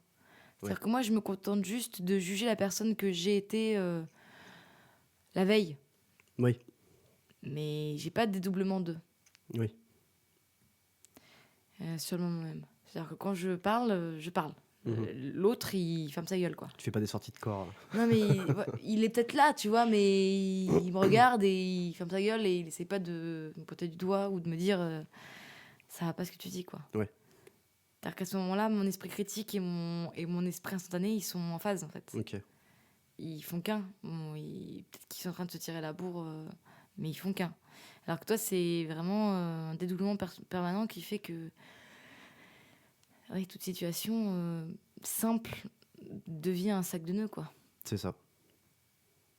Non, mais c'est... Mais j'ai fait la paix avec ça sur plein de trucs. Hein. Genre maintenant, quand je travaille, j'en ai plus rien à foutre, tu vois. Vu qu'on parlait de travail tout à l'heure. Ouais. Maintenant, quand j'arrive, voilà, je me demande ce que les gens vont penser de moi, mais ça va. Genre, j'arrive à faire mon boulot, quoi. Si j'ai les mains occupées, tout va bien. Donc ça se trouve, avec les années, ça peut se gommer entièrement sur tous les différents aspects. Je pense, ouais, je pense que, ouais, je suis pas fini, quoi, mais je veux dire, si ça peut se débloquer sur certains points, pourquoi ça pourrait pas se débloquer dans d'autres, tu vois. Mais par contre, après, j'ai toujours ce côté, bah, on me fait des compliments sur ce que j'ai fait, mais si je recroise quelqu'un de mon taf après, je vais lui dire, mais t'es sûr que en fait, les compliments qu'on me donnait, c'était vrai, tu vois? Ouais, il faut toujours tout remettre en question. Oui. Après, c'est bien, tu vois, parce que c'est en se remettant en question aussi qu'on est toujours dans une phase d'apprentissage. Genre, moi, je me considère pas comme un menteur de ouf, parce que je me considère toujours en apprentissage, et je pense que je serai toujours en apprentissage de toute ma vie. Et je pense que c'est aussi comme ça que t'avances, en te disant pas, ça y est, par rapport à tous ces connards de télé-réalité que j'ai montés, eux, c'est je suis comme ça et personne ne me changera, tu vois. Et bah pour moi, c'est pas ça qu'il faut dire en fait, surtout quand t'as un petit con de 20 ans. Il faut, enfin, faut rester ouvert à la critique et ouvert au changement, quoi. C'est comme ça que t'évolues. C'est que des gens peuvent t'apporter des nouvelles choses Mais constamment. ça, on est tout à fait d'accord, mais il Hmm. faut laisser les gens pouvoir t'apporter des choses. Mais je laisse. Oui, mais s'il y a le petit toi qui se moque en permanence de l'autre petit toi... Non, mais il est pas là constamment. Je veux dire, je peux parler à des gens quand même. C'est juste que quand dans une situation donnée, tu vois. D'accord. Mais non, quand je fais une soirée et que je parle avec des gens, et ben j'écoute ce qu'ils ont à dire. Et même si je sais pas s'ils sont racistes, s'ils sont cons, s'ils ont des opinions politiques différentes de moi, je vais quand même les écouter. Et je vais même les pousser tellement loin, je vais avoir tendance à les pousser encore plus loin pour qu'ils me racontent encore plus de trucs chelous, tu vois, pour pouvoir comprendre cette personne-là. Pour pouvoir te conforter dans... C'est pas pour me conforter dans le sens que je suis mieux que lui, c'est pour avoir c'est comme pour les séries, c'est avoir l'opinion de quelqu'un qui est à l'opposé de moi en fait. Comment pense une personne comme ça? Et qu'est-ce que ça t'apporte, toi? Ça m'apporte un nouveau degré de compréhension. C'est que je vais pas penser ce qu'ils pensent, Donc, mais j'apprends qu'il y a des gens qui pensent comme ça. donc une ouverture d'esprit sur d'autres opinions que les tiennes. Voilà. Et est-ce que l'ouverture d'esprit, pour toi, c'est un pas vers la confiance en soi? Ou est-ce que ça n'a rien à voir? Est-ce qu'il y a des vases communicants entre les deux ou pas? Non, je pense pas. Je pense que si j'étais la personne la plus intelligente du monde, je me poserais quand même des questions. J'aurais quand même des débats philosophiques dans ma tête. Non, on parle pas d'intelligence, on parle d'ouverture d'esprit. Oui, oui, mais ouais, c'est ce que je voulais dire. En fait, dans la conclusion que tu peux apporter à ça, c'est que je me pose trop de questions sur tout, en fait. Je me pose constamment des questions sur qui je suis, qui j'ai en face de moi, qu'est-ce que je vais devenir, qu'est-ce que j'étais avant. J'ai constamment ces interrogations-là. Et en fait, je me dis, si j'étais un... Non pas que je me considère comme quelqu'un d'intelligent, mais si je me posais moins de questions, bah peut-être que j'aurais moins de mal à avancer, tu vois. Et peut-être que tu avancerais dans un côté moins... dans une direction moins intéressante aussi. Ben oui, c'est ce que je me dis. Donc en fait, au final, réfléchir trop, ça a son lot d'inconvénients, mais Oui, ça a surtout son lot d'avantages par rapport à tout ce que ça peut t'apporter. vis-à-vis de toi et vis-à-vis du monde qui t'entoure. Ouais, c'est ça. Donc au final, est-ce que t'as vraiment envie de réfléchir moins? Bah non. Donc c'est tout. Bah voilà. Allez, bonsoir, hein. Bah non, bah oui, qu'est-ce que oui, Oui. c'est ça. Donc bah il faut que j'apprenne à vivre avec ces névroses-là et de me dire que c'est pas forcément une mauvaise chose. Enfin, c'est pas constamment une mauvaise chose. Comme toute névrose. Voilà, Et que tout le monde a autant de névrose que toi. c'est ça. Et que tout le monde y arrive. C'est ça. Donc il n'y a pas de raison que tu n'y arrives pas. Voilà. Il faut être un psychopathe fonctionnel. Ce sera le mot de la fin. Bonsoir.